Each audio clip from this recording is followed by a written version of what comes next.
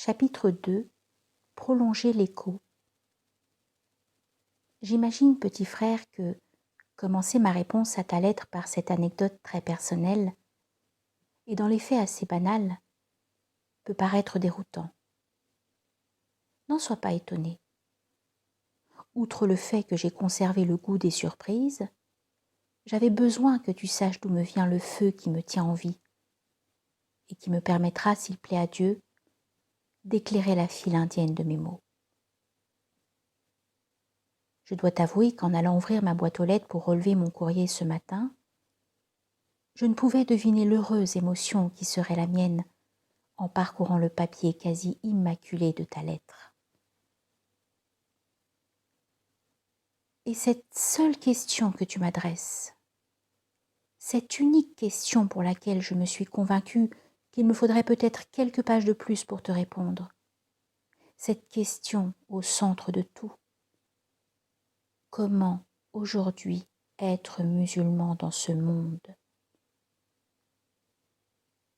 Je t'ai lu des yeux et du cœur. L'espace d'un instant, je me suis même senti être toi. Permets-moi avant toute chose de louer celui qui t'a permis d'accéder si jeune à la sagesse. À ton âge, partout autour de nous, beaucoup ne déploient leur talent et leur force qu'à chercher les satisfactions de plaisir que nous n'atteignons ni n'épuisions jamais.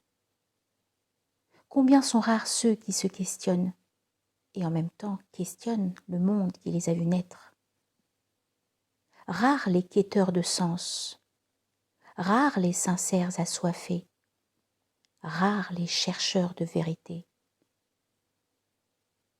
Comment donc être musulman dans ce monde aujourd'hui? Un dicton populaire dit qu'il est nécessaire de poser la question juste pour trouver la réponse bonne. Ton questionnement, tu l'ignores peut-être, est le début du chemin. Et tes premiers pas sont dans ta démarche. Ton souci de connaître la vérité, l'humilité qui t'a été nécessaire pour dire « je ne sais pas », le courage dont tu as eu d'avoir besoin pour poser ta question, tous me crient la satisfaction et l'amour que le Seigneur te porte. Tu sais, j'ai été étonnée de la brièveté de ta lettre. En y réfléchissant, je le suis encore plus grand. Je le suis encore plus quand je songe à la noblesse dont tu as fait preuve en la rédigeant. Cela étant, de réponse, je te préviens, la mienne ne sera que subjective, propre à mon parcours, limitée à ma vie. Aussi, à l'image des mélanges et des métissages qui ont fait de ma personnalité un patchwork multicolore, ne t'étonne pas si je me réfère fréquemment à des libres penseurs ou des croyants d'autres confessions pour étayer mes idées. Ne t'étonne pas non plus si je me sers de sagesse non musulmane à l'appui d'une démonstration religieuse. Pour tout dire, c'est que l'uniforme d'une seule couleur me va mal. C'est aussi que j'ai très tôt appris à distinguer ce qui est islamique de ce qui est musulman. Distinguo, aurait dit avec raison mon cher professeur de latin. Oui, cela est un grand tort que d'assimiler religion et religieux. Il faudrait le répéter sans cesse, tant nous subissons les effets d'amalgame que nous avons nous-mêmes entretenus. L'islam n'est pas comptable de ce qu'ont fait le musulman. Il ne l'a jamais été et il ne le sera jamais. Et ce n'est pas tout. Après avoir longuement cherché Dieu parmi mes frères, avec plus ou moins de réussite, je dois dire, j'ai été stupéfait de découvrir, par accident, que je pouvais également le trouver en dehors de la communauté musulmane. Et alors? Il n'y a pourtant rien de surprenant là-dedans, dois-tu te dire. Le Seigneur Tout-Puissant n'appartient à personne, ni n'est réservé à aucun groupe. Il est le Dieu de tous les hommes, des négateurs comme des soumis, dis, je cherche refuge auprès du Seigneur des hommes. Sourate 114, verset 1. Seigneur des hommes, de tous les hommes, ceux qui se reconnaissent comme tels, tout comme ceux qui s'ignorent. Et pourtant, alors que cette vérité est si évidente, que de fois j'ai vu des musulmans agir et se comporter comme si Allah ne regardait qu'eux, n'avait eu d'égard que pour eux, n'avait été clément et généreux qu'avec eux. Que de fois les ai-je vus s'user et se fatiguer dans une pratique guindée et fermée de l'islam, sans optique autre qu'une vision compassée et restreinte de la foi. Que de fois les ai-je vus se refermer sur eux, s'enfermer dans leurs références et se fermer au monde qui pourtant généreusement leur tendait les bras. Bien que centrés sur la religion, mais d'une religion amputée de tout ce qui ne relève pas des seuls rites, al-ibadat, la myopie de leur positionnement a atteint un degré de gravité tel qu'elle les a fait pénétrer dans une brume trop épaisse pour le discernement et la clairvoyance. Le reproche qui peut leur être adressé est farouche, sans complaisance. À force de ne voir qu'eux, ils en ont perdu la véritable vue, celle qui, en reprenant les mots de Rudyard Kipling, nous appelle à nous poser à chaque instant cette question. Mais que connaissent de l'islam ceux qui ne connaissent que l'islam? Quelle ineptie! Ces déviances ne sont rien d'autre que les tristes signes que beaucoup de musulmans ne connaissent pas profondément, dans ses attributs et son essence, celui qu'ils prient plus de 5 fois par jour. Je ne te parle pas ici de techniques juridiques, de détails de fiqh, d'avis de ulema et de dalil qui aujourd'hui ne nous servent plus, hélas, qu'à illustrer aux yeux du monde entier nos divergences et nos divisions. Non, je te parle de connaissance du cœur, de savoir inspiré, de science de la conscience, qui doivent tous nous unir autour du tawhid pur. À quand cette union? Dieu seul le sait. Toujours est-il que certains d'entre nous se pensent sauvés simplement parce qu'ils ont été, souvent depuis leur jeune âge, guidés dans l'islam. C'est véritablement triste. Et par surcroît, complètement erroné. Ibn Ata'Allah al-Iskandari le résumait ainsi. Il se peut que Dieu nous ait ouvert la porte de l'adoration, mais qu'il nous ait fermé celle de l'acceptation. Plus je m'y arrête, et moins j'arrive à me convaincre du contraire. Ces gens sont-ils vraiment différents des fous et des égarés qui arrivent à se convaincre que le paradis leur est acquis ou que la terre leur est promise? Plus je m'y arrête, et moins j'arrive à rester immobile. Si c'est là votre jardin des délices, de ce misérable paradis, moi, que pourrais-je en faire? Le musulman, sincère, s'il a habitué son cœur à méditer la présence de Dieu, verra les signes de son Créateur derrière toute chose. Et toute chose, fût-elle l'acte de mécréance le plus détestable, lui parlera d'Allah, subhanahu wa ta'ala. Comment cela? Quoi qu'il fasse, l'homme obéit aux règles de sa raison d'être. En aucun endroit et à aucun moment, il ne peut agir en dehors du cadre posé par Dieu. L'absolu qui lui a prêté la vie. Même le criminel, dans son crime, ne se situe pas en dehors de celui qui ne connaît pas d'en dehors. Il est le premier et il est le dernier. Nulle existence ou action sans l'intervention de son désir ou l'expression de son autorisation.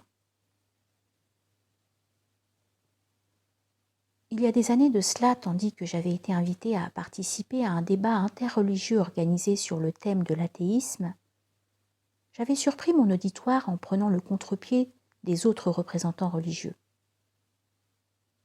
Là où se dégageait une sorte de consensus mou sur le respect et l'affection à accorder aux gens qui déclarent, c'est un mode très populaire à notre époque, ne croire en rien, je commençais mon intervention en affirmant qu'en tant que musulman, je ne reconnaissais pas cette conception. Stupéfaction dans l'audience. Regard gêné des conférenciers sur l'estrade. Avec en arrière-fond, solidement tapis au fond de ce silence, l'idée, là encore très à la mode ces temps-ci, que cet islam est décidément aux antipodes du reste, inassimilable et exclusif. Je souriais, et après avoir savouré mon effet, m'expliquais sereinement. Croire en rien, c'est une lapalissade. C'est croire en quelque chose. Rien. Sans mauvais jeu de mots, rien n'est jamais rien d'autre que le nom donné à une nouvelle divinité à laquelle, inconsciemment, ceux qui se disent libres et non croyants vouent un culte.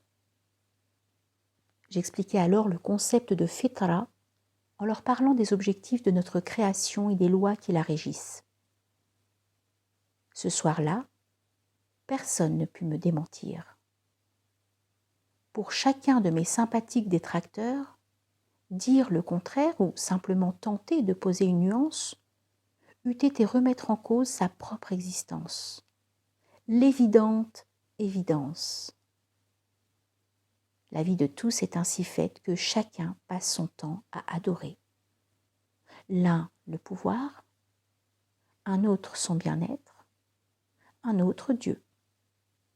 Tous autant que nous sommes des pratiquants assidus.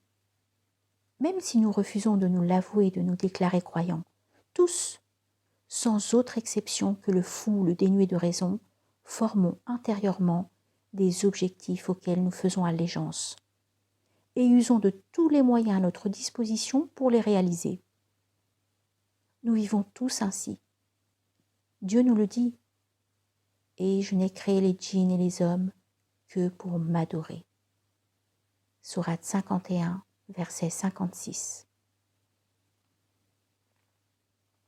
La vie est faite d'adoration.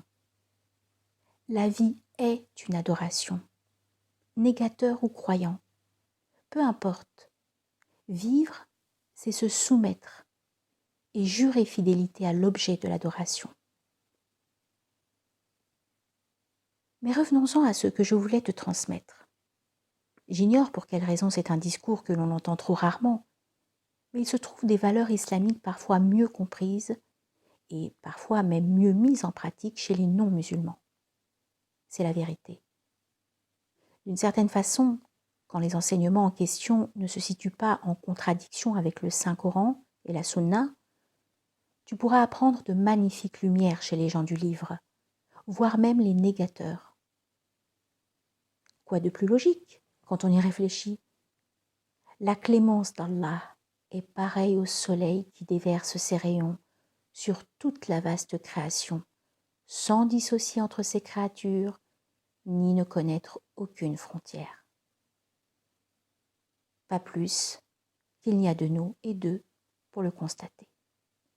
Il n'y a pas d'en dedans et d'en dehors pour en bénéficier. Je te préviens également, ma réponse, en ce qu'elle me ressemble, n'a pas valeur d'exemple ni de certitude. Aussi, ne t'en contente pas.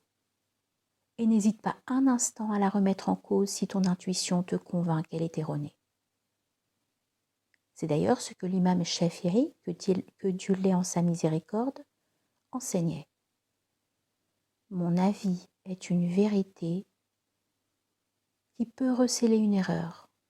L'avis des autres est une erreur qui peut recéler la vérité.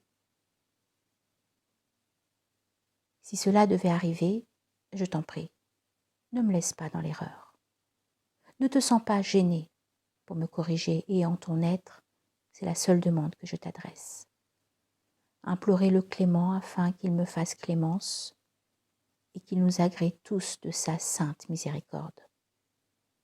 Ainsi, pareil à la rose qui naît des débris, peut-être notre salut commun, grâce à toi, aura-t-il puisé ses racines dans la boue de mon ignorance et de ma vanité. Je dois te l'avouer, j'ai vraiment hésité à te répondre. Non pas que tu n'aies pas le droit d'être entendu dans ton désir d'y voir plus clair, mais j'ai douté de ma légitimité à être la meilleure personne pour le faire. Les yeux sur ta lettre, repensant à la page du Coran qui m'était destinée, je me suis toutefois convaincue que j'avais peut-être une trajectoire personnelle qui pouvait éclairer la tienne. Fut-elle obligée de prendre un chemin différent? J'ai donc essayé, pour nourrir ma réflexion, de me servir de cet amas fertile et diversifié d'expériences et d'enseignements qu'un musulman, d'ici et de maintenant, comme tu peux l'être, a acquis au fil du temps à l'occasion de ses engagements, de ses voyages, de ses erreurs, et le plus important, de ses rencontres. En effet, même et surtout en islam, que vaut une vie seule, isolée de ces autres avec lesquels on grandit, que l'on fréquente ou que parfois seulement l'on croise? Cette existence, qui est une véritable malédiction, peut-elle seulement usurper le nom de vie? Garde cela à l'esprit, veux-tu. Le paradis, qui est notre ambition ultime, n'est pas un endroit pour les égoïstes et pour ceux qui ne voient et n'aiment qu'eux. N'aimer que soi-même n'est au final pas différent de n'aimer personne. Or, l'amour est notre force invincible, notre partage et notre lien, le ciment pour construire en nous, reliant aux autres et en solidifier les murs de l'humanité. L'amour, cette boussole pour guider nos pas et orienter nos vies. Je n'imagine pas qu'un homme au cœur vide d'amour puisse prétendre à la félicité éternelle. Ne l'oublie jamais. Comment donc être musulman aujourd'hui? Ta question, ou plutôt ton énigme devrais-je dire, est à la fois permanente et intarissable. Permanente, une fois décidée ta soumission à Dieu l'unique, une fois ton cœur comblé de son amour, sache que tu devras te la poser continuellement, à chaque instant de cette vie bénie. Et ce n'est pas tout. Intarissable. Chaque jour, tu auras à y trouver des réponses différentes, aucune ne ressemblant à l'autre, car c'est ainsi qu'il en a été décidé. Il te faudra une seule affirmation pour entrer en islam, mais une infinité d'interrogations pour t'y maintenir en y avançant. Ne sois pas inquiet. Ce qui peut paraître comme une source d'incertitude, d'instabilité intellectuelle et d'indécision n'en est pas. Une fois que tu auras atteint l'équilibre de la foi entre ton puissant cœur qui inspire, ton esprit perspicace qui oriente et ton âme nourricière qui alimente, tu sauras toujours, avec une certitude inébranlable, le chemin à suivre. Premier élément de la loi des contraires. Ton confort ne résidera pas dans ta capacité à te reposer dans la répétition, appelée tradition, usage, coutume ou habitude, mais dans ta constante énergie à te renouveler au contact des sources et à te remettre en cause. Je pourrais te dire, petit frère, ne t'offusque pas du petit que j'utilise, tu comprendras plus tard pourquoi j'aime à l'utiliser. Qu'être musulman ici et aujourd'hui, au sens plein et premier du terme, revient à suivre les pas sans jamais s'en éloigner de notre bien-aimé prophète, Muhammad ibn Abdillah, alayhi salatu wassalam. Cette assertion serait à elle seule amplement suffisante et tout à fait juste. Elle me faciliterait la tâche. Je n'aurais plus rien à rajouter, ma réponse s'arrêterait là. En effet, qui mieux que celui qui fut envoyé comme clémence pour les mondes peut nous enseigner la sagesse du sage par excellence, glorifié soit-il.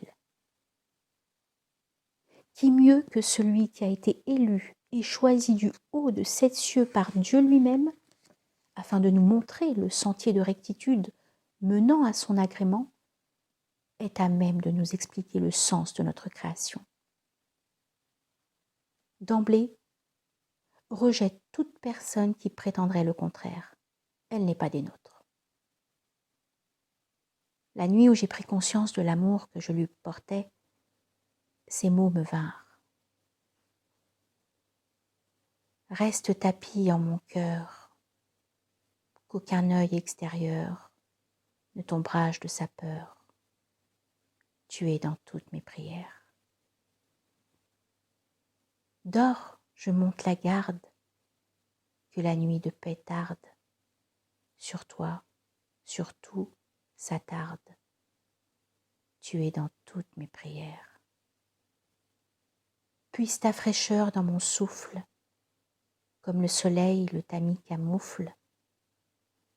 Sans tes mains, mon cou s'étouffe. Tu es dans toutes mes prières. Offre à mes pauvres yeux ton sourire, ton meilleur en échange de mon pire. Que ta foi nous bâtisse un empire. Tu es dans toutes mes prières. Confie-moi le silence de tes blessures, que du dépôt de tes brisures naisse l'autre côté de l'azur. Tu es dans toutes mes prières.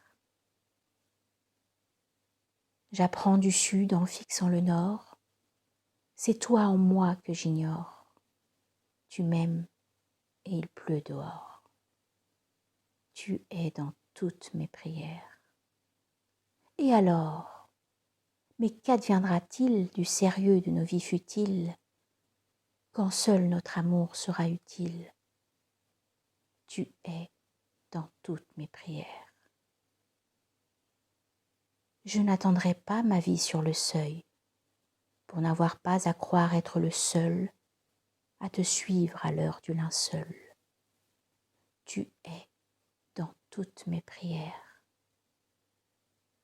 Recueille de mes mots leur aveu, et prends-en ce que tu en veux, mieux que dans tous mes vœux. Tu es dans toutes mes prières. Tu es dans toutes mes prières, toutes mes strophes et tous mes vers, toute ma vie depuis hier, et à Mohammed, toutes mes prières. Hélas, le fossé est là, et la distance qui nous sépare des temps de la révélation dépasse de très loin celle que nous aurions pu parcourir en plus de 1400 années de fuite. Insidieusement, au fil des siècles et des lieux, nous nous en sommes éloignés à un point tel que nous ne discernons plus l'empreinte des pas du messager, alayhi salatu wassalam, dans le sable de nos existences, ni la direction qu'ils indiquaient dans nos vies. Évoquer et raviver sa tradition dans l'unique but de la revivre n'est désormais plus possible sans se poser la question des moyens pratiques que l'on compte utiliser pour y parvenir. C'est là le drame de notre époque. Pour la revivifier, la fidélité à la sunna est devenue un programme. L'heure est à la prise de conscience, mon frère. Combien de fois a-t-on parlé de destinations éloignées sans s'arrêter sur notre propre position et sur les moyens d'y arriver?